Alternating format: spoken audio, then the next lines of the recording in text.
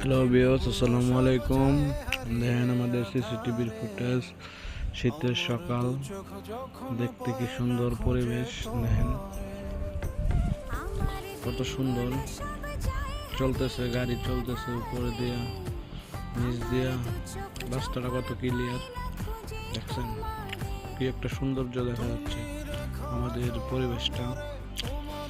দেখেন আপনারা সবাই, আর বেশি বেশি লাইক করবেন, শেয়ার করবেন। আমার ভিডিওটা যদি ভালো লাগে আপনাদের সবাই সাপোর্ট করবেন এবং শেয়ার করবেন।